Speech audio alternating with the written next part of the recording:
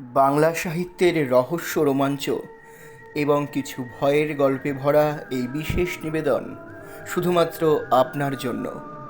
ঝরা পাতার মতো বইয়ের পাতা থেকে বেছে নেওয়া বেশ কিছু মণিমাণিক্যের সম্ভার নিয়ে হাজির হয় ঝরা পাতা ইউটিউব চ্যানেল। আজকের পর্বে আপনার জন্য রয়েছে শায়ক আমানের গল্প রাইম। শায়ক আমানের জন্ম 1992 সালে কলকাতার তেঘরিয়ায়। ইঞ্জিনিয়ারিং পাশ করলেও তিনি সাহিত্য চর্চাকেই নিজের পেশা হিসেবে বেছে নেন।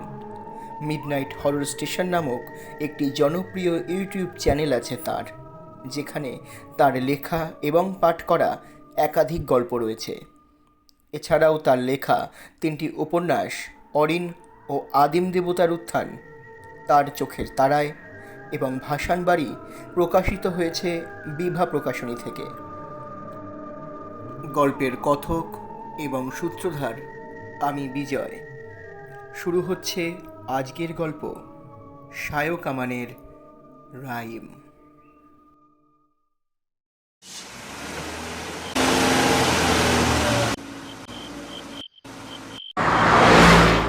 মাঝ রাস্তায় আচমকাই ব্রেক কষে দাঁড়িয়ে পড়ল গাড়িটা।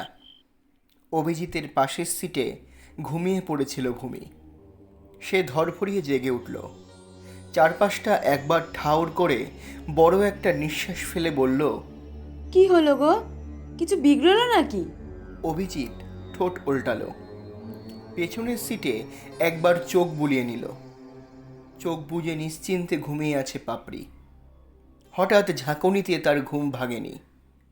দ্রুত হাতে গাড়ির দরজাটা খুলে বাইরে বেরিয়ে এলো অভিজিৎ। সেটা বন্ধ না করেই এক ছুটে গাড়ির সামনে গিয়ে মোবাইলের ফ্ল্যাশলাইট জ্বালিয়ে কি যেন দেখে নিয়ে একটু আশ্বস্ত হলো। কবজির উল্টো দিক দিয়ে কপালের ঘাম মুছল একবার। 10 বছরের মেয়ে আর স্ত্রীকে নিয়ে এক অফিস কলিগের পার্টি অ্যাটেন্ড করতে গিয়েছিল অভিজিৎ। জায়গাটা চেনা নয়, তাও ম্যাপ দেখে গাড়ি চালিয়ে গিয়েছিল।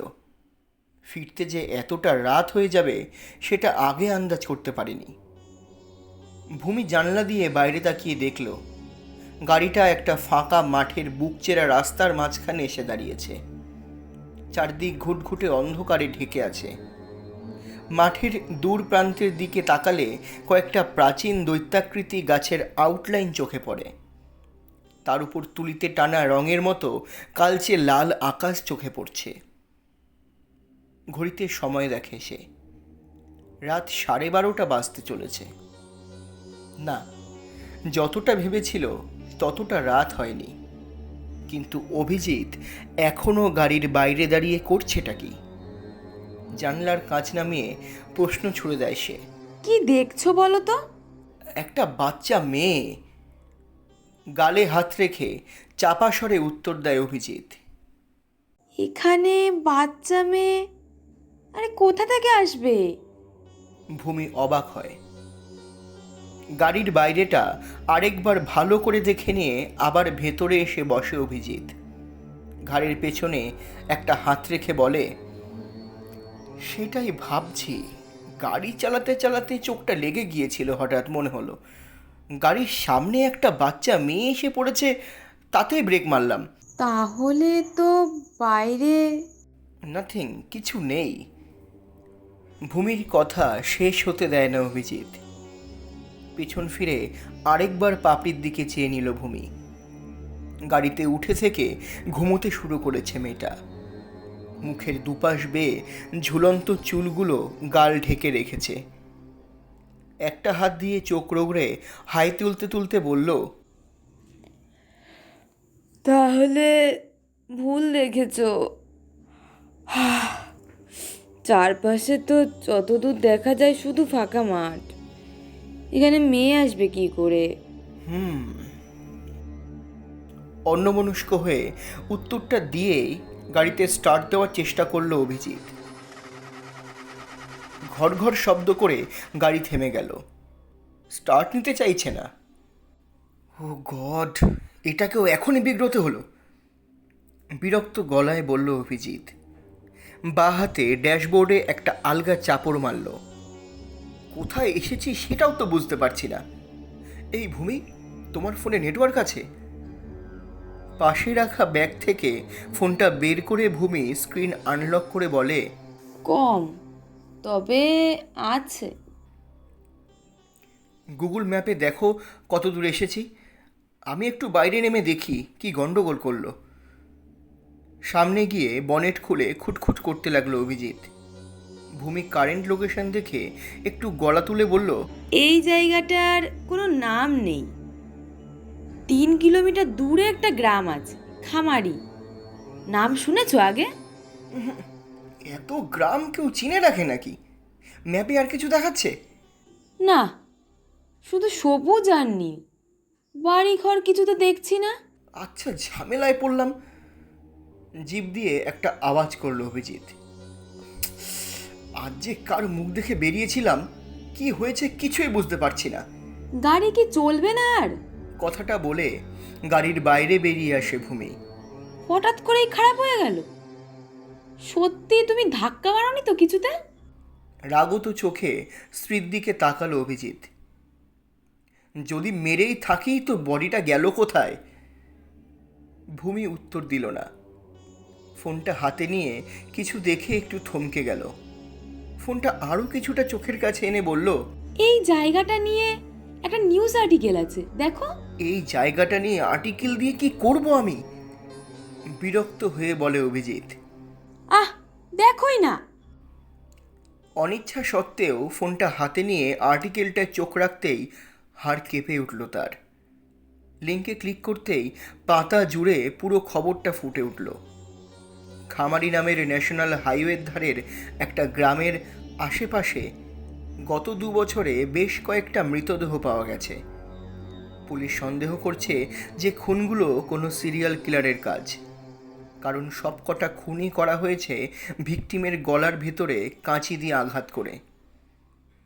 নিচের দিকে ছোট একটা আর্টিকেল করে লেখা, এলাকায় গুজব রটেছে এই 2 মাস ওই অঞ্চলে অনেকে নাকি একটি বছর দশকের মেয়েকে দেখেছে, বাচ্চা মেয়েকে দেখেছে ঘুরতে ফিরতে। সাদা রঙের ফ্রক থাকে মেয়েটির গায়ে, হাতে থাকে একটি বড় ধারালো কাঁচি। পুলিশ অবশ্য মেয়েটির ব্যাপারটাকে আজগুবি গল্প বলেই উড়িয়ে দিয়েছে। মাঠের উপরে ইরিগেশন পাম্প বসানোর কাজ চলছিল 2 বছর আগে। রাত জেগে মাটি খুঁড়ছিল কিছু শ্রমিক। সকালে তাদের মৃতদেহ উদ্ধার করে গ্রামবাসীরা। প্রত্যেকের গলায় কাঁচি জাতীয় কিছু দিয়ে আঘাত করে খুন করা হয়েছে। এরপর থেকে বেশ কয়েকটা একই ধরনের খুনের ঘটনা ঘটেছে এই এলাকায়। খবরটা পড়তে গিয়ে হাত কেঁপে উঠল অভিজিতের। মৃদু শব্দ করে সেটা খসে পড়ল হাত থেকে। কি হলো তোমার? ভূমি তার দিকে এগিয়ে এসে প্রশ্ন করল। ওই মেয়েটা ফ্রক পরেছিল, ওর হাতেও একটা কাঁচি ছিল। কোন মেয়ে? গাড়ির সামনে যাকে দেখেছিলাম। এই যে বললে ওটা মনের ভুল। কিছু একটা উত্তর দিতে যাচ্ছিল অভিজিৎ, থেমে গেল।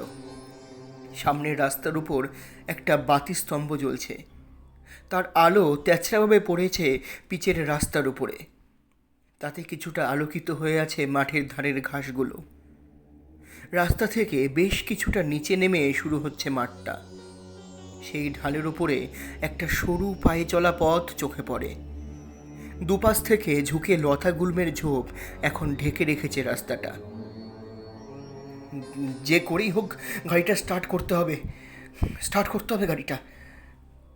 থমথমে গলায় কথাটা বলে বনেটের ভেতরে আবার হাত চালায় অভিজিৎ। ভেবেছিল ইঞ্জিন গরম হয়ে গেছে, কিন্তু না, কুলার ভর্তি হয়ে আছে জলে। তবে কাউকে ফোন করব যদি গাড়ি নিয়ে আসে?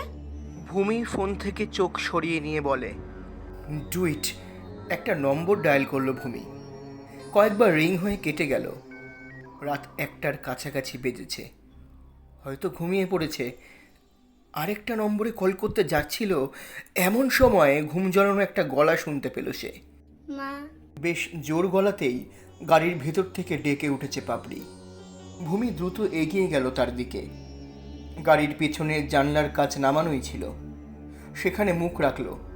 মেয়ের মাথায় একটা হাত রেখে বলল, দেখো না, গাড়িটা মাঝ রাস্তায় খারাপ হয়ে গেল। একটা মেয়ে এসেছিল, উদ্বিগ্ন মুখে জানলা দিয়ে বাইরে তাকিয়ে বলল পাপড়ি। ডাকছিল আমাকে। মেয়ে? কোন মেয়ে? কি জানি, জানলার বাইরে টোকা দিচ্ছিল আঙ্গুল দিয়ে। একটা ঠান্ডা স্রোত বয়ে গেল ভূমির শিরদাঁড়া দিয়ে। এক ঝটকায় দরজাটা খুলে পাপড়ির পাশে বসে তাকে জড়িয়ে ধরল সে। তারপর তারপর কোন দিকে গেল? মায়ের বুকের ভিতর থেকেই চাপা গলায় উত্তর দিল পাপড়ি। পিছন দিয়ে চলে গেল। মেয়েটা কে ছিল গো? মেয়েকে এক হাতে বুকে চেপে রেখেই অন্য হাতে পুলিশের নম্বর ডায়াল করলো ভূমি। কিছুক্ষণ ঘর ঘর করে একটা শব্দ হয়ে কেটে গেল লাইনটা। নেটওয়ার্ক কমে আসতে শুরু করেছে। বিড়ালের মতো ভীত সন্ত্রস্ত হয়ে চারদিক দেখতে লাগলো সে। এতক্ষণে অভিজিৎ গাড়ির বনেট নামিয়ে দিয়েছে। মুখের ওপরে ছায়া নেমেছে তার। মৃদু হাওয়া বয়ে যাচ্ছে ফাঁকা মাঠের ওপর দিয়ে। ঝোপঝাড়ের ভেতর থেকে ঝিঝি ডেকে চলেছে একটানা। চতুর্দিক আশ্চর্য রকম নিথর নিস্পন্দ হয়ে আছে, যেন একটা বড়সড় নাটকের জন্যই মঞ্চ সাজিয়ে রেখেছে কেউ। সামনের সিটে এসে বসে নিজের কপালে একটা হাত রাখল অভিজিৎ। না, কি হয়েছে কিছুই বুঝতে পারছি না। মেয়েটা মেয়েটা আমাদের আশেপাশেই আছে, জানলা দিয়ে পাপড়িকে ডাকছিল। হোয়াট? অভিজিৎ ফিরে তাকালো। তারপর শি জাস্ট ওয়েন্ট অ্যাওয়ে। মাথা নাড়ালো অভিজিৎ। অ্যাবসার্ড! একটা বছর দশেকের মেয়ে মাঝরাতে এই জনশূন্য প্রান্তরে ছুরি হাতে ঘুরে বেড়াচ্ছে। খুনগুলো যদি ওই করে থাকে? থমথমে গলায় বলে ভূমি। তোমার কি মাথা খারাপ হয়ে গেছে? ধমকে ওঠে অভিজিৎ। ওইটুকু বয়সের একটা বাচ্চার পক্ষে খুন করাই অসম্ভব, তার উপরে আবার গলায় কাঁচি ঢুকিয়ে। আমাদের ভুল হচ্ছে কিছু ভূমি, আমাদের আমাদের কিছু ভুল হচ্ছে। সামনে তাকায় ভূমি। গাড়ির রিয়ার ভিউ মিররে নিজের মুখটা চোখে পড়ছে তার। বুকের মধ্যে জড়ানো আছে পাপড়ির মাথাটা। মুখটা দেখা যাচ্ছে না। ধীরে ধীরে মুখ ফেরায় পাপড়ি। আয়নার দিকে তাকায়। মুখের কোণে একটা হাসি খেলছে তার। কিন্তু কে ও? এক ধাক্কায় মেয়েকে দূরে সরিয়ে দেয় ভূমি। আয়না থেকে মুখ ফিরে তাকায় পাপড়ির মুখের দিকে। কি হলো মা? অবাক চোখে মায়ের দিকে তাকিয়ে আছে পাপড়ি। একটা কান্নার দমক এসে কাঁপিয়ে দেয় ভূমিকে। একটা হাতে নিজের চুল চেপে ধরে, আবার মেয়েকে দু হাতে চেপে ধরে হাঁপাতে হাঁপাতে বলে, কিছু একটা হচ্ছে অভি, সামথিং ইজ হরিবলি রং। এর মধ্যে আরও দুবার ফোন করার চেষ্টা করেছে অভিজিৎ, কিন্তু কল কানেক্ট হচ্ছে না। ঘর ঘর আওয়াজটা হয়েই কেটে যাচ্ছে ফোনটা। সে পেছন ফিরে বলল, তোমার ফোনটা কাজ করছে? ভূমি ফোনটা এগিয়ে দিতে যাচ্ছিল, কিন্তু তার আগেই কেঁপে উঠল সেটা। একটা কল আসছে। নম্বরের জায়গাটা খালি। সেটা খেয়াল না করেই ফোনটা ছিনিয়ে নিয়ে কলটা রিসিভ করে কানে চেপে ধরে অভিজিৎ। তার বুকের ভেতরে জমাট বাঁধা ভয়টা কয়েক ধাপ বেড়ে যায়। একটা মেয়েলি গলায় চিৎকার ভেসে আসছে ফোনের ভিতর থেকে, যেন কোনো বাচ্চা মেয়ে তারস্বরে চিৎকার করে সাহায্য চাইছে কারো কাছ থেকে। কে কে কে বলছো? কে বলছো তুমি? অভিজিৎ ডুকরে চিৎকার করে ওঠে। আর একটু একটু করে সেই আর্তচিৎকার বদলে যায় মিহি হাসির শব্দে। বাচ্চা মেয়েটা আর ভয় পাচ্ছে না, এবার সে ভয় দেখাতে চায়। ফোনটা লাউডস্পিকারে করে দেয় অভিজিৎ। ভূমি কান খাড়া করে শুনতে থাকে সেই হাসির শব্দ। কয়েক সেকেন্ড পরে থেমে যায় হাসিটা। তার বদলে এবার একটা চীনা নার্সারির রাইম পড়তে শুরু করে মেয়েটা। দম বন্ধ করে শুনতে থাকে ওরা। ফোনের ওপাশ থেকে এক টানা খেলার ছলে পড়ে চলেছে মেয়েটা। Quiet, contrary. How does your garden look? With silver bells and goggle shells and স্পষ্ট ইংরেজি উচ্চারণ। এই 4টে লাইনই খারাপ হয়ে যাওয়া ক্যাসেটের মতো বারবার পড়ে চলেছে মেয়েটা। ফোনটা হাতে নিয়ে ছুঁড়ে ফেলে দেয় ভূমি। ডুকরে ওঠা কান্নায় ভেঙে পড়ে সে। অভিজিৎ অবাক হয়ে বলে, এটা তো একটা বাচ্চাদের রাইম, মানে কি এসবের? এই রাইমটা বাচ্চাদের তো নয়। মাথায় হাত রেখে বলতে থাকে ভূমি। মেরি টুডার ছিলেন হেনরি এইটের মেয়ে। পরে তিনি ইংল্যান্ডের রানী হন। প্রচুর প্রচুর নিরপরাধ প্রজাকে নৃশংসভাবে হত্যা করেছিলেন বলে ব্লাডি মেরি বলা হয় তাকে। মাথার কিছু সমস্যা ছিল, একটার পর একটা খুন করে তাদের সমাধিস্থ করতেন। সেখান থেকেই how does your garden grow আর সিলভার বেল আর ককেল শেল দুটোই torture device. Pretty maids all in a row মানে হচ্ছে খুনের আগে লাইন দিয়ে দাঁড় করিয়ে রাখা তার ভিকটিমরা। এই রাইমটা মূলত মেরি টুডারকে নিয়েই। কিন্তু তার সঙ্গে আমাদের সম্পর্ক কি? হতবাক হয়ে জিজ্ঞেস করে অভিজিৎ। আমি জানি না, আমি কিছু জানি না। কথাগুলো শেষ হওয়ার আগেই আবার কান্নায় ভেঙে পড়ে ভূমি। নিস্তব্ধ কয়েকটা মুহূর্ত কেটে যায়। একটু আগের ঢিমে হাওয়াটার জোর এখন আরও খানিকটা বেড়েছে। গাড়ির ভিতরে জ্বলন্ত নীলচে আলোয় শুধু 3টে মানুষের চাপা নিঃশ্বাসের শব্দ ছাড়া আর কিচ্ছু শোনা যাচ্ছে না। ক্রমশ পাপড়ির একটা হাত উঠে আসে সামনের দিকে। আঙুল দিয়ে কিছু একটা যেন দেখাতে চায় সে। বাবা ওই যে। আঙুল লক্ষ্য করে গাড়ির সামনে তাকায় অভিজিৎ। বাইরে বাতিস্তম্ভের আলোয় যেটুকু হলদে কুয়াশা দেখা যাচ্ছে তার মধ্যে গাড়ির দিকে পেছন ফিরে দাঁড়িয়ে আছে একটা মানুষের শরীর। শিশু। তার গায়ে একটা সাদা রঙের হাঁটু অবধি ফ্রক। ফ্রকের নিচ থেকে বেরিয়ে থাকা দুটো পায়ে অসংখ্য কাটাকুটি দাগ। ডান হাতের আঙুলের ফাঁকে ধরা আছে একটা কাঁচি। বারবার কাঁচির দুটো ফলাকে খুলে আবার বন্ধ করে দিচ্ছে সে। ধাতব একটা আওয়াজ ভেসে আসছে সেটা থেকে। বিড়বিড় করে কিছু একটা আওড়াতে শুরু করেছে ভূমি। অভিজিৎ ঠোঁটের সামনে একটা আঙুল তুলে ধরে ইশারায় চুপ করতে বলে। চুপ চুপ করো, আমি দেখছি। যাই হয়ে যাক তোমরা গাড়ি থেকে বেরিও না। তুমি তুমি বাইরে যেও না প্লিজ। এখানে বসে লাভ হচ্ছে কিছু? ভূমি আর কিছু বলে না। অভিজিৎ বাইরে বেরিয়ে এসে মৃদু শব্দে গাড়ির দরজাটা বন্ধ করে দেয়। ধীর পায়ে এগিয়ে যায় মেয়েটার দিকে। তার দৃষ্টি মেয়েটার কাঁধ অবধি নেমে আসা চুলের ওপর স্থির। কে তুমি? কি চাও? গলা ধরে এসেছে অভিজিতের। কোনো উত্তর এলো না, শুধু একটানা সেই কাঁচির কচকচ শব্দ। আরেকটু এগিয়ে গেল অভিজিৎ। এবারে মেয়েটার পা দুটো সচল হয়ে উঠল। পিছন ফিরেই সামনের দিকে হাঁটতে লাগলো সে। হলদে আলোর কুয়াশাটা ছেড়ে আরও কিছুটা এগিয়ে গেল সে। তাকে অনুসরণ করে অভিজিৎ এগোতে লাগলো পায়ে পায়ে। কিছুক্ষণের মধ্যেই গাড়িতে বসে থাকা দুটো মানুষের কথা ভুলে গেল সে। মেয়েটা কি কিছু দেখাতে চাইছে? কোথাও নিয়ে যেতে চাইছে? কয়েক পা এগোতেই কিন্তু দৃষ্টি ঝাপসা হয়ে এলো তার। মেয়েটা কুয়াশা পেরিয়ে প্রায় অন্ধকারে মিশে গেছে। আরও ঝাপসা হয়ে আসার আগেই পকেট থেকে ফোনটা বের করে আলো জ্বালানোর চেষ্টা করলো অভিজিৎ। জ্বলল না। তবে কি হারিয়ে যাবে মেয়েটা?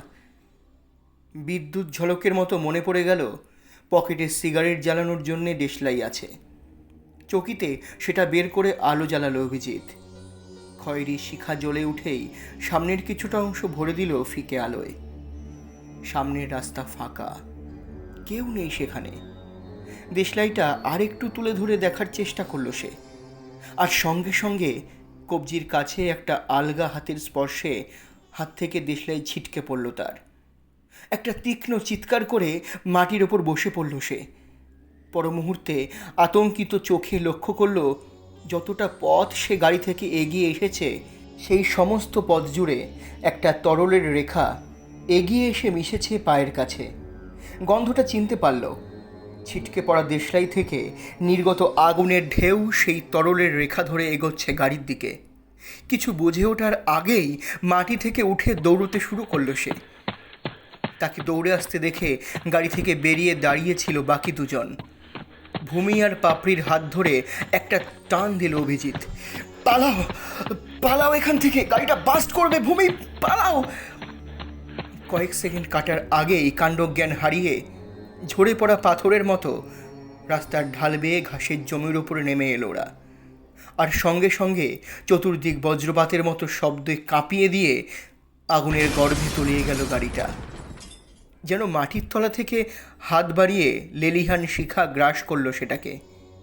গোটা রাস্তাটা ভরে গেল ক্ষণিকের আলোয়। সেই আলোয় চোখে পড়ল জ্বলন্ত গাড়িটার ঠিক পাশে দাঁড়িয়ে আছে বাচ্চা মেয়েটি। হাতে এখনো ধরা আছে কাঁচি। চোখের পলক পড়তেই মিলিয়ে গেল সে। ছাইয়ের গন্ধে ভরে উঠল বাতাস। কেন এরকম করছে? কি চায় ও? কান্না মাখানো গলায় চিৎকার করে উঠল ভূমি। পাপড়িকে নিজের পাশে টেনে নিল অভিজিৎ। ভূমির মোবাইল ফোনটা গাড়ির ভিতরেই ছিল, সেটার সঙ্গে পুরো ছাই হয়ে গেছে। মাঠের উপরে এসে পড়ায় কিছুটা আঘাত লেগেছে পাপড়ির মাথায়। হাত দিয়ে জায়গাটা ঘষতে থাকে সে। এতক্ষণ ভয়ে খুব বেশি কথা বলতে পারেনি সে। একটা আচ্ছন্ন ভাব গ্রাস করেছে তাকে। We have to know what she wants. নিজের পকেট থেকে মোবাইলটা বের করে নেয় অভিজিৎ। একটু আগের নিউজ আর্টিকেলটা আবার মেলে ধরে চোখের সামনে। গত 2 বছরে মোট 13 জন খুন হয়েছে এইভাবে। আর্টিকেলের সঙ্গে ভিকটিমদের নাম আর পরিচয়ের একটা ছোট তালিকা দেওয়া আছে। সেটায় চোখ বুলোতে গিয়েই থমকে যায় অভিজিৎ। ভূমির আরও কাছাকাছি সরে আসে, ফোনটা তুলে ধরে সে বলল, একটা প্যাটার্ন লক্ষ্য করেছ? বারবার মেয়েটা তাদেরই খুন করছে যাদের সঙ্গে বাচ্চা ছিল। দেখো দেখো। দ্রুত মেলাতে থাকে ভূমি। হ্যাঁ, মাঠের উপর যতবার কারো লাশ পাওয়া গেছে ততবার সেই লাশের মধ্যে একটা না একটা বাচ্চা ছিল। এবং বাচ্চাটাকেই খুন করা হয়েছে সবার আগে। ও গড! পাপড়িকে প্রায় কোলের উপরে টেনে নেয় ভূমি। Pretty maids all in a row. খুনগুলো সে একসঙ্গে নয়, একটা সিকোয়েন্সে করে। যার বয়স সব থেকে কম তাকে সবার আগে। মানে ও যতক্ষণ সেফ আছে আমাদের ভয়ের কিচ্ছু নেই ভূমি। কিন্তু কতক্ষণ? ঘাসের উপরে একটা পায়ের আওয়াজ হতেই উঠে দাঁড়ালো অভিজিৎ। মোবাইলের আলোটা জ্বেলে মাঠের একটা বিশেষ জায়গায় তাকালো। চোখ দুটো ছোট হয়ে এলো তার। ঘাসের জমির উপরে একটা ছোট গর্ত তৈরি হয়ে রয়েছে। সেটার দিকে এগোতে এগোতে অভিজিৎ বলল, এই মেরিটুডোর ব্যাপারে আর কি জানা যায় বলো তো? চোয়াল শক্ত করে ভূমি বলে, তেমন কিছু না। শেষ বয়সে এসে ওভারিয়ান ক্যান্সারে মারা যান। ছেলে মেয়ে ছিল না কিছু? না, সেটাই আশ্চর্যের। সারা জীবনে ওই 2বার তার শরীরে প্রেগনেন্সির সমস্ত লক্ষণ দেখা যায় বটে, কিন্তু আশ্চর্যের কথা, একবারও সন্তান জন্মায় না। গর্তটার দিকে আরও কিছুটা এগিয়ে যায় অভিজিৎ। ভূমি একটা হাতে পাপড়িকে আগলে রেখে এগোতে এগোতে বলে, মাঝ বয়স থেকে ব্যক্তিগত জীবনের সমস্যায় জর্জরিত হয়ে শোনা যায় যে গোপনে নাকি তন্ত্র সাধনা শুরু করেন তিনি, ডেভিল ওয়ার্শিপিং। গর্তটার ধারে গিয়ে তার ভেতরে ঝুঁকে পড়ে অভিজিৎ। অন্ধকার ছাড়া আর কিছু নেই সেখানে। ভেতরে আলো ফেলে সে দেখে একটা ঢালু দেওয়াল গর্তের ভেতরের দিকে এগিয়ে গিয়েছে। মুখটা গর্তের আরেকটু কাছে নিয়ে গিয়ে কান পেতে শোনার চেষ্টা করে সে। খুব ক্ষীণ একটা আওয়াজ আসছে গর্তের ভেতর থেকে। কারা যেন ফিসফিস করে কথা বলে চলেছে একটানা। আর্টিকেলে এই গর্তটার কথাই বলা আছে মনে হয়। এটা খুঁড়তে গিয়েই প্রথম খুনগুলো হয়। অভিজিৎ মাথায় একটা হাত রেখে বলে, হয়তো এর ভিতরে কিছু একটা আছে। ভূমি গর্তটার দিকে চেয়ে বলে, ভূমি তুমি ওকে চোখে চোখে রাখো, আমি নিচে যাচ্ছি। নিজে কেন? ওর ভিতরে কি আছে কেউ জানে না। সেই জন্যই যাচ্ছি। এই শয়তানের হাত থেকে পালিয়ে বাঁচতে পারবো না আমরা ভূমি। একমাত্র উপায় হলো এ কি চাইছে সেটা বোঝা। এগিয়ে এসে ভূমির কাঁধে একটা হাত রাখল সে। চিন্তার কিচ্ছু নেই, পাপড়ি যতক্ষণ ঠিক আছে আমাদের কিচ্ছু হবে না। মাথা নেড়ে কিছুটা পিছিয়ে এলো ভূমি। ঘাসের উপরে একটা জায়গা খুঁজে নিয়ে বসে পড়ল। মাথার ভিতর সমস্ত চিন্তাভাবনা গুলিয়ে গেছে তার। আজকের এই ভয়াবহ রাতে তাদের সঙ্গে 500 বছর আগে তৈরি হওয়া একটা ছড়া কোনোভাবে জড়িয়ে গেছে। এর হাত থেকে বাঁচার কি কোনো উপায় নেই? আপাতত দু হাতের মাঝে মেয়েকে আগলে রাখা ছাড়া আর কিচ্ছু করার নেই তার। মেয়েটা ঝিমিয়ে পড়তে শুরু করেছে ধীরে ধীরে। মাটির উপরে বসে গর্তের দিকে এক দৃষ্টে চেয়ে রইল ভূমি। অন্ধকার হাতড়ে কিছুটা নেমে আসতে অভিজিতের মনে হলো মাটির একটা বিশেষ জায়গায় এসে পা আটকে যাচ্ছে তার। উপরে তাকিয়ে বেশ কিছুটা আকাশ দেখতে পেল। তার মানে গর্তটার মধ্যে বেশি দূর নামেনি। আর যাই হোক, গর্তটা ভৌতিক না, মানুষের হাতেই তৈরি হয়েছে সেটা। কিছুক্ষণ সেইভাবে দাঁড়িয়ে থাকতে অভিজিতের মনে হলো মাটির দেওয়ালের ওপাশ থেকে কার গলার আওয়াজ আসছে। সে কান পেতে শোনার চেষ্টা করলো। ভাষাটা পরিষ্কার বুঝতে পারল না, তবে ইংরেজির সঙ্গে খানিকটা মিল আছে। একটা মহিলা কণ্ঠ। চমকে পিছিয়ে এলো অভিজিৎ। মাটিতে যেন পা আটকে গেল তার। নিচের দিকে আলো ফেলে চকচকে কিছু একটা চোখে পড়ল। নিচু হয়ে জিনিসটা ভালো করে দেখতে পেল সে। মাটির ভিতর গেঁথে আছে একটা কালচে ধাতুর তৈরি কাঁচি। দেখে বোঝা যায় দীর্ঘদিন ধরে সেখানেই পড়ে আছে ওটা। একটা দিক চেপে ধরে সজোরে টান দিতেই মাটি থেকে উঠে এলো কাঁচিটা। অসম্ভব ভারী, মৃত শরীরের মতো ঠান্ডা স্পর্শ অভিজিতের হাড় কাঁপিয়ে দিল। হাতের পেশি থেকে সমস্ত জমাট বাঁধা শক্তি যেন টেনে নিতে লাগলো কাঁচিটা। অভিজিতের মনে হলো বহু দূর থেকে কিছুর আওয়াজ ভেসে আসছে, যেন মাটির তলার গোপন সুড়ঙ্গ দিয়ে ঘোড়ার গাড়ি ছুটছে। তার চোখের সামনে জমাট অন্ধকার চিরে আলো ফুটে উঠছে একটু একটু করে। সাদা কুয়াশার মতো ছেঁড়া ছবি চোখে পড়ছে। সেই কুয়াশার ভেতরে আবছাভাবে ফুটে উঠেছে একটা ছায়ামূর্তি। মেরি টুডর। মেরি টুডরকে চিনতে পেরেছে সে। অবাক হয়ে সে তাকিয়ে দেখে একটু আগে যে কাঁচিটা তার নিজের হাতে ধরা ছিল সেটা এখন মহিলার হাতে। লোলুপ দৃষ্টিতে সেটার দিকে তাকিয়ে পৈশাচিক স্বরে কি যেন মন্ত্র পড়ে চলেছেন মহিলা। একটা সদ্যজাত শিশু শুয়ে আছে তার পাশে, হাসছে। সে হাসিটা দেখে অভিজিতের রক্ত জল হয়ে যায়। এত নারকীয় হাসি একটা শিশুর মুখে ফুটতে পারে? শিশুর শরীর থেকে বেরিয়ে এসে একটা কালো ধোঁয়া ঘিরে ধরছে কাঁচিটাকে। চোখ তুলে অভিজিতের দিকে তাকিয়ে কাঁচিটা এগিয়ে দেন মহিলা। চমকে পিছিয়ে আসে সে। সঙ্গে সঙ্গে কুয়াশায় মিলে যায়। অভিজিৎ বুঝতে পারে কোনো অলৌকিক শক্তি সংকেতে কিছু বলতে চাইছে তাকে, দেখাতে চাইছে কয়েকশো বছর আগের কোনো দৃশ্য। আগের ছবি মুছে গিয়ে দূর থেকে এগিয়ে আসা হর্স ক্যারেজ স্পষ্ট হয়ে উঠেছে এখন। তার পাশে ফুটে উঠছে একটা মাঠ। মন্ত্রমুগ্ধের মতো সেই চলমান ছবির দিকে তাকিয়ে আছে সে। এতক্ষণে ঘোড়ার গাড়ির আওয়াজটা আরও বেড়ে উঠেছে। সেই সঙ্গে অঝোর ধারায় বৃষ্টির শব্দ, ঘন ঘন বাজ পড়ছে। অভিজিৎ অবাক হয়ে দেখে তার চোখের সামনে পড়ে আছে বিস্তীর্ণ মাঠ।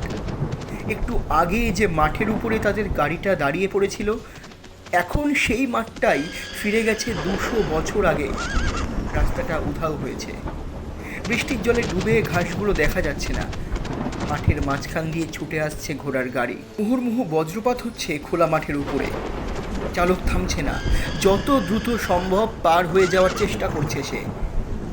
অভিজিতের বুক কাঁপিয়ে একটা আকাশ চেরা বিদ্যুতের ঝলক আছড়ে পড়ল ঘোড়াগুলো থেকে মিটার দশেক দূরে। আতঙ্কে দিশেহারা হয়ে গেল সামনে বাঁধা ঘোড়াগুলো। গাড়িটা রাস্তা থেকে ছিটকে পড়ল বেশ কিছুটা দূরে। তারপর পরপর আরও কয়েকটা বজ্রপাত। চুরমার হয়ে গেল কাঠের ক্যারেজটা। দু চারটে ছিন্ন ভিন্ন মৃতদেহ এসে পড়ল মাটির উপরে। ধ্বংস ধ্বংসস্তূপের ভিতর থেকে ভারী কিছু একটা ছিটকে এলো অভিজিতের দিকে। মুখ বাঁচাতে একটা হাত বাড়িয়ে জিনিসটা ধরে ফেলল সে। বৃষ্টির আওয়াজ থেমে গেছে। ঘোড়ার গাড়িও রাতের স্বপ্নের মতোই মিলিয়ে গেছে তার সামনে। চোখ বন্ধ করেও অভিজিৎ বুঝতে পারল রাত আবার শান্ত হয়ে আসছে, আবার ঝিঝির ডাক কানে আসছে। ত্রিমাত্রিক সিনেমার মতো অতীতের দৃশ্য শেষ হয়ে আবার ফিরে এসেছে বর্তমানে। কি হলো তোমার? সাড়া দিচ্ছ না কেন? উপর থেকে ভূমির চিৎকার ভেসে এলো। তার উত্তর না দিয়ে হাতের দিকে চেয়ে অবাক হয়ে গেল অভিজিৎ। দেখল এখনও তার হাতে ধরা আছে সেই কাঁচিটা, মেরি টুডরের কাঁচি। সেই কাঁচি যার ভিতরে তিনি বন্দি করে রেখেছিলেন নিজের অতৃপ্ত বাসনাকে। 200 বছর ধরে এই মাঠের মাটির তলায় চাপা পড়েছিল কাঁচিটা। সব প্রশ্নের উত্তর এখন জলের মতো পরিষ্কার অভিজিতের কাছে। অতীত তার রহস্যের আগল ভেঙে চোখের সামনে উজাড় করে দিয়েছে সব কিছু। কাঁচিটা মাটির উপরেই ছুঁড়ে ফেলে সে। ঢালবে আবার উপরের দিকে উঠে আসতে থাকে। আতঙ্কে ঘন ঘন নিঃশ্বাস পড়তে থাকে তার। একটু আগে যে দৃশ্য সে দেখেছে তার ভুলতে পারবে না কোনো দিন। মাটি লেগে সমস্ত শরীর ভরে উঠেছে এতক্ষণে। বাইরে ছাইয়ের গন্ধ মাখা বাতাস সনসন করে বয়ে চলেছে গর্তের উপর দিয়ে। গর্তের বাইরে মুখ বাড়িয়েই ছিল ভূমি আর পাপড়ি। তাকে উঠে আসতে দেখে ভূমি উদ্বিগ্ন মুখে জিজ্ঞেস করে, কি হলো? কি আছে নিচে? কথার উত্তর দিতে দিতেই ঝলসে যাওয়া গাড়ি লক্ষ্য করে দৌড়তে থাকে অভিজিৎ। যেভাবেই হোক ওই গর্তটা বুঝিয়ে ফেলতে হবে আমাদের ভূমি। কিন্তু কেন? ঘুরে দাঁড়ায় অভিজিৎ। এই গর্তটা খোঁড়ার পর থেকে খুনগুলো শুরু হয়েছে এখানে। কথাটা বলে থমকে দাঁড়িয়ে পড়ে, পেছন ফিরে সে। গর্ত খোঁড়ার আগে মাটির নিচে এমন কিছু ছিল যা গর্ত দিয়ে উপরে উঠে এসেছে। তার জন্য এতগুলো খুন ভূমি। কি ছিল? ভূমির কাঁধে একটা হাত রেখে বলতে থাকে সে,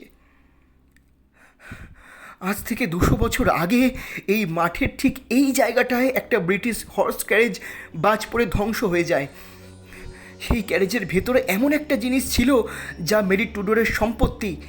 মেরি টুডর শয়তানের উপাসনা করতেন, শয়ে শয়ে মানুষকে নৃশংস হত্যা করেছিলেন। তাতেও রক্ত পিপাসা মেটেনি তার। নিজের গর্ভে 2 বার শয়তানকে ধারণ করার চেষ্টা করেন। সে সন্তানের শরীর ছিল না, শরীরহীন সেই আত্মাকে কোথাও লুকিয়ে রেখে যান তিনি, যাতে তার মৃত্যুর পরেও হত্যালীলা চালিয়ে যায় তার সন্তান। সে জিনিসটাই এতকাল সভ্যতার আড়ালে চাপা পড়ে মাটির নিচে ছিল ভূমি। তার মানে আমরা যে বাচ্চা মেয়েটিকে দেখছি সেই? হ্যাঁ, পিশাচ, ডেভিল, অনেক নাম আছে। আমাদের ভাবার সময় নেই ভূমি, ভাবার সময় নেই।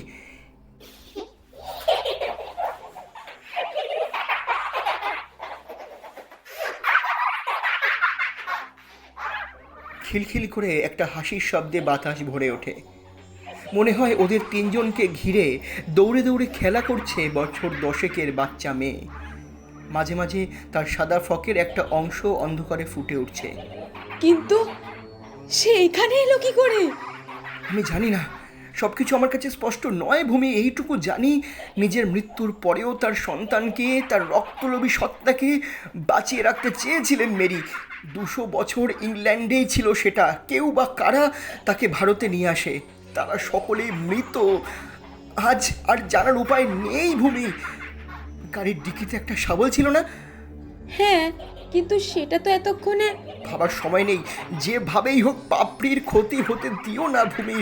ও ঠিক থাকলে কিচ্ছু হবে না আমাদের। 3 জনে মিলে দৌড়ে যায় গাড়িটার দিকে। এখনও কোথাও কোথাও আগুন জীবন্ত আছে তার। রাস্তার হলদে আলোটা এখনও আগের মতোই জ্বলছে। সেটাকে ঘিরে জমে থাকা ধোঁয়ার বাষ্প আর কুয়াশা অবিচ্ছেদ্য মায়াজালের সৃষ্টি করেছে। পাপড়ির চোখ দুটো প্রায় বুজে এসেছে।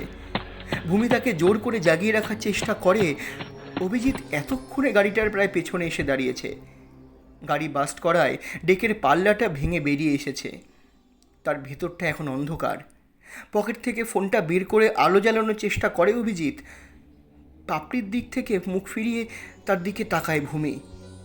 কিছু একটা খটকা লাগে তার। ভুরু কুচকে সে বলে, একটা ব্যাপার কিন্তু আশ্চর্য লাগছে। আমি যতদূর জানি মেডিটুডের দুবার ফলস প্রেগনেন্সি হয়। আচ্ছা, একটা ভ্রূণ যদি এখানে থাকে তাহলে দ্বিতীয়টার কি হলো? জানি না আমি।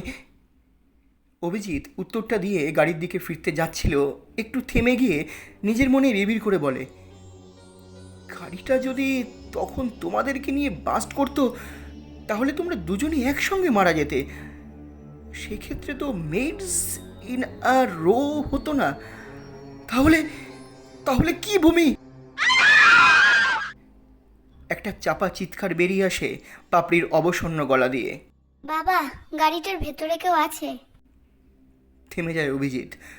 পাপড়ির বুঝে আসা ক্লান্ত চোখের দিকে চেয়ে জিজ্ঞেস করে, কে আছে পাপড়ি? যে মেয়েটাকে দেখে তুমি গাড়ি থামিয়েছিলে। থমথমে গলায় একটা ঢোক গিলে উচ্চারণ করে পাপড়ি। তার চোখ দুটো ঝলসে ওঠে। আই ডোন্ট কেয়ার, ও আমাদের কোনো ক্ষতি করতে বলতে গিয়ে থেমে যায় অভিজিৎ। ধীরে ধীরে পেছন ফিরে পাপড়ির মুখের দিকে তাকায় সে। ভূমির চোখও ঘুরে গেছে সেই দিকে। বিড়বিড় করে একটা প্রশ্ন করে, তুই তো ঘুমিয়েছিলি তখন, তাহলে জানলে কি করে তোর বাবা তখন গাড়ি থামিয়েছিল? মুহূর্তে পাপড়ির মুখ থেকে আতঙ্ক আর ক্লান্তি মুছে গিয়ে একটা চেরা হাসি ফুটে ওঠে। কান ছুঁয়ে ফেলে হাসিটা। দুটো পায়ে ভর দিয়ে সোজা হয়ে দাঁড়ায়। ফুলহাতা জামার হাতার ভিতর থেকে বেরিয়ে আসে একটা প্রাচীন কালো কাঁচি। সেটা সজোরে বসিয়ে দেয় ভূমির গলার ঠিক নিচে। অভিজিতের পা দুটো এতক্ষণে অকেজো হয়ে এসেছে। সে এক হাতে ডেকের পাল্লাটা তুলে ধরে, অবাক হয়ে তাকিয়ে দেখে সেখানে শুয়ে রাখা আছে একটা 10 বছরের বাচ্চার ঝলসানো মৃতদেহ। তার গলার কাছে একটা সমূলে ঢুকিয়ে দেওয়া কাঁচির দাগ। অর্থাৎ যে মেয়েটাকে এতক্ষণ ওরা পাপড়ি ভেবে ভুল করেছিল, সেই মেরিটুডোরের দ্বিতীয় ভ্রূণ। কিন্তু কখন? পাপড়িকে তো একবারও কাছছাড়া করেনি ওরা। মুহূর্তে মনে পড়ে যায় মেয়েটা গাড়ির সামনে এসে পড়ায় ওরা দুজনেই এসে দাঁড়িয়েছিল গাড়ির সামনে। পাপড়ি একা ঘুমোচ্ছিল পিছনের সিটে। তারপর থেকেই দূরের অন্ধকার থেকে আরেকটা বাচ্চা মেয়ে ছুটে চলে আসে পাপড়ির পাশে। অভিজিৎ পেছোতে গিয়ে বুঝতে পারে তার পায়ের ওপর আর নিয়ন্ত্রণ নেই। কাছে হাতে দুটো মেয়ে এগিয়ে আসে ওর দিকে। ওদের শিশুসুলভ গলায় একটা পুরনো নার্সারি রাইম ফুটে উঠেছে। রাতের খোলা হাওয়ায় মিশে ছড়িয়ে পড়ছে মাঠের উপরে।